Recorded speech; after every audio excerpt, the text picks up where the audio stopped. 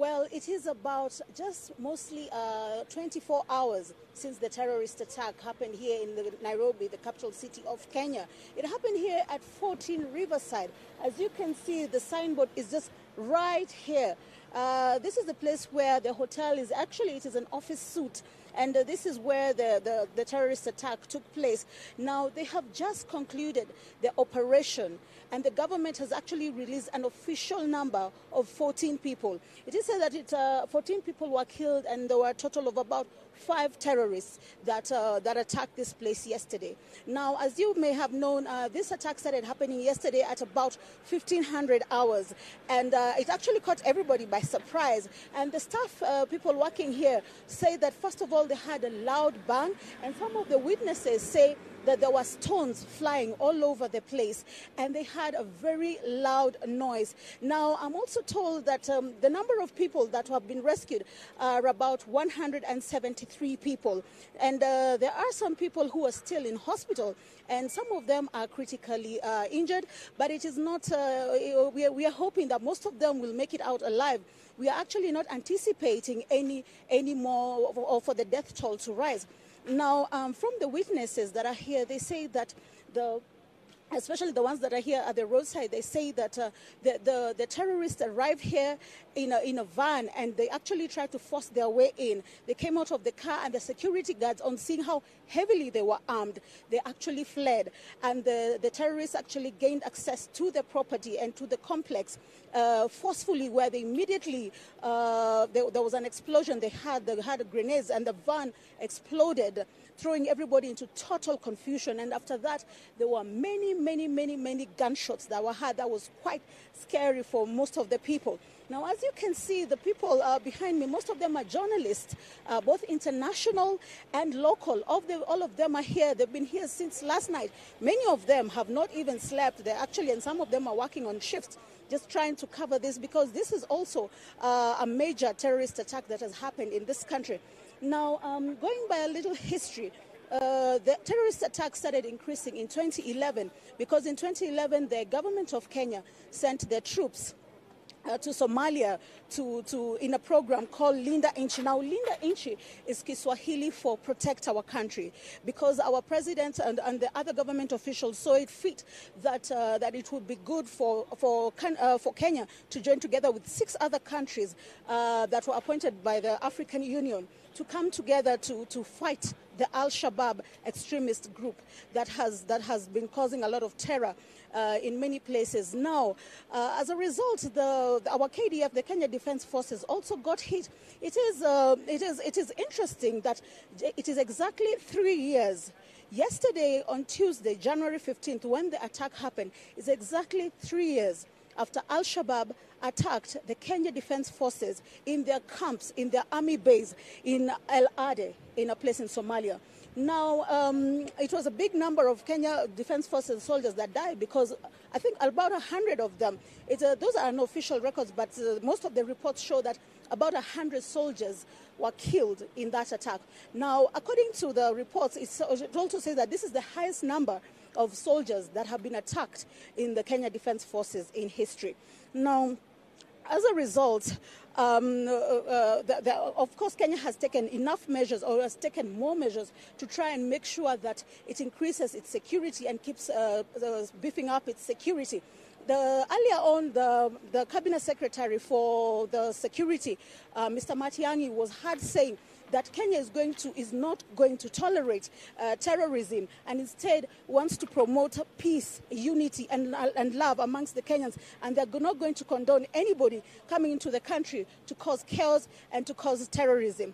Now, Kenya is planning, of course, to beef up its security by investing in equipment and even just equipment. And I'm also told earlier on, when the president was addressing the nation, he did say that he would like that all the Kenyans to remain vigilant, and anybody should report anybody that looks like they are strange. Now, it is interesting, because the terrorists actually managed to live in the city. According to the local reports, when the investigations were done, one of the main terrorists was said to be living just within in a place called Mushada. Mushadha is in the outskirts of Nairobi, though not very far from the city center. And indeed, he lived in a community among people for about 1 year.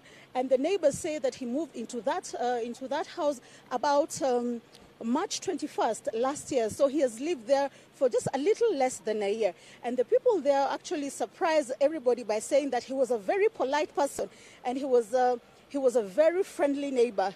Now, this came as a surprise because most of them said he was so friendly that he had a vehicle, and every time he would pass his neighbors, he would always give them a lift. So most of them are terrified on finding out that they were actually living with a terrorist.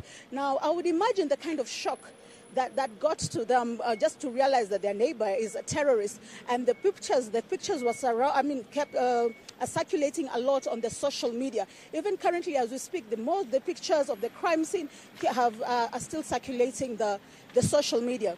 Now, the mood here is relatively calm. The ambulances have reduced in number. The police have also reduced in number. This is because the operation was called to an official close, and they're saying, however, that we still cannot go inside into the premises. As you can see, there's heavy presence of police here. We cannot be able to see, and we cannot be able to pass this point. Now, from where I'm standing into where the actual attack happened is about a kilometer or a little less than a kilometer, and this is generally a high-end area. So it came also as a surprise that the terrorists actually managed to penetrate this area and actually managed to carry out the terrorist attack successfully. Now, we're told that they did not directly go into the hotel using the front door. They actually used, one of the terrorists decided to use a grenade, and he himself perished, and he perished in the blast. And they actually used the back door of the kitchen. There was another restaurant inside here. Actually, it's a very beautiful and very popular restaurant for the high-end people. And they used this as the first point of attack, where the terrorists actually managed to hurl a grenade, and many people were hurt at that point. And that is the point they actually realized that they were under attack. And when the terrorists went in and they started shooting, most of the people started scampering and running around and running for their lives. Now, just earlier on in one of the local television stations, I was watching a report where they were saying that the people, the staff, because this building does not only have the hotel, it's an office suite. It also has many offices that are in that place. Now, most of the staff were saying that they were going about their business, and when they heard the gunshots, after a few minutes, they realized they were under attack and they started running for their lives. When, according to the security measures of any building, they were told that they should not use the lift, and they actually tried to use the staircase. Most of them actually managed to get off to the ground floor, and they were trying to go into the basement, and they realized that that is where some of the attackers were, because they say that one of the terrorists actually came through here and started shooting at them, and then immediately they had to run back. They had to run back and they had to run back and to find a safer place to hide. Now, the Kenya Red Cross, which is one of the non-government organizations that usually comes to the rescue in emergency cases such as this one, have been here all night trying to rescue so many people. As of yesterday, about 30 people, according to the local hospitals, had been taken to the hospital. It is not clear how many people yet are in the hospital. So we are just going to continue waiting for more and more reports from the government to see how many people were hurt. There is no official number that has been given out yet as of this minute. Now, one of the other more deadly attacks that has happened in this country was the Westgate Mall. Westgate Mall is also one of the high-end malls, shopping malls that we have here in Kenya. Although it was reopened last year, some of the people I interviewed there, I remember interviewing some of the survivors, say that they have been traumatized until now. And so it is the work of the Kenya Red Cross, and also there are also some other non-government organizations that help people deal with trauma, as most of them go for guidance and counseling. It is also a very heavy burden for the people who witnessed others being shot dead some even children, like for example in the Westgate Mall terrorist attack. At least this time we have not had any cases of any children being shot at, unlike the Westgate Mall attack. Now, during the Westgate Mall attack also, as I said before, it is a high-end shopping mall, and so it had all these high-end, high-profile people, including some of the current Kenya's President Uhuru's nephew, and other big shots that rather big government officials in that attack. However, none of them were killed, luckily. And in that Westgate Mall attack, around 67 people in total were killed. And during that attack, there were actually about 4 terrorists during that attack.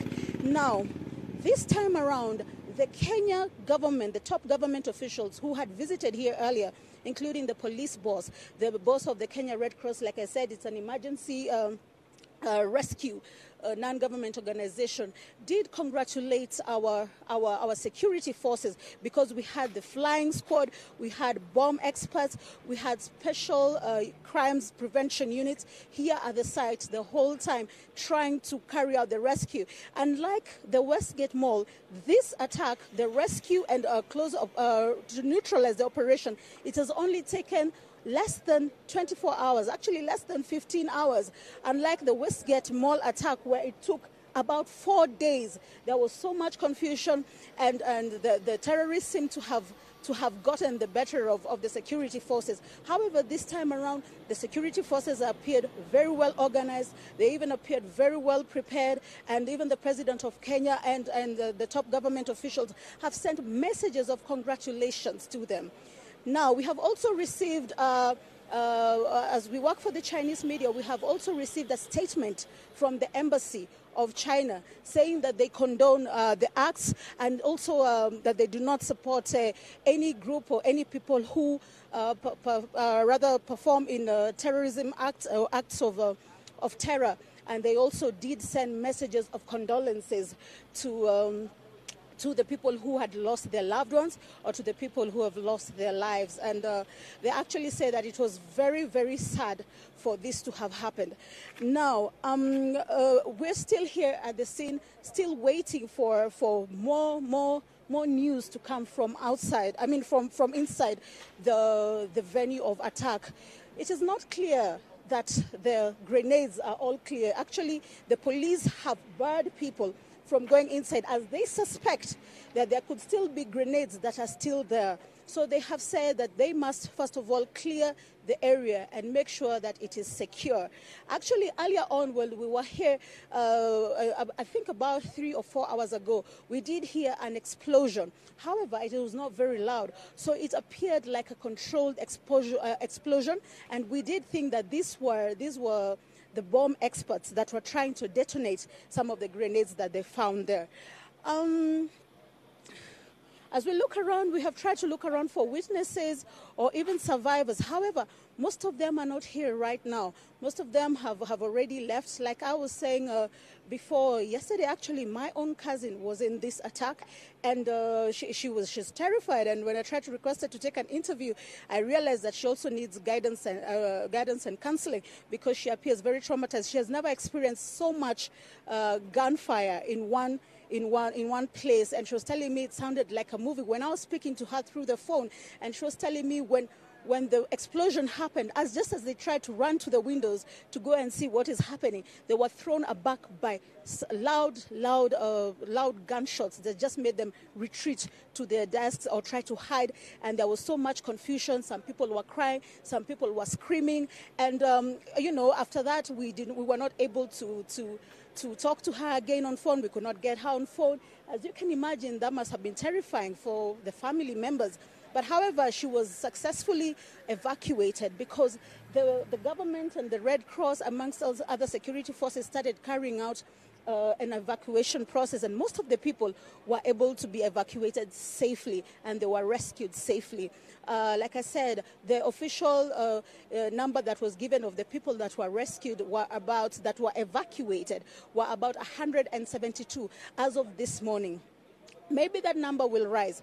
Maybe that number may change in the next few hours. But as for the hospitals, we still do not know how many number of people have been hurt. And the Kenya Red Cross did say that they were going to release the official number of the people that were rescued. Now, this is is just one of the many terrorist attacks that Kenya has suffered in the last few years. I remember in 2015, Kenya suffered also a major terrorist attack where the Garissa University. Now, excuse me, Garissa is actually in the northern part of Kenya, and it was just a normal day, and the terrorists walked in there and they killed so many people. Actually, they said 148 people. Most of them were students, and some of them were staff. Sadly, also for that one, the Al-Shabaab extremist group did claim responsibility, just like they have claimed responsibility for this one. And according to the way the attack was done, the security experts are telling us that indeed the attacks were actually coordinated, very well coordinated. So it shows that it takes time. It must have taken a lot of time for them to plan this attack. Now, like I was saying, in the Garissa, that was among the worst one, because you could just see bodies of the students strewn all over the place, and some of the staff. That really left the country in a lot of mourning. And I remember very well, actually, in 2015, that the president actually ordered for all the flags to fly half-mast for 3 days. That means that the flag cannot be hoisted high up in the air, but it's hoisted half-mast. That means it flies halfway just for 3 days, so that we could mourn those people and just pay respect to them.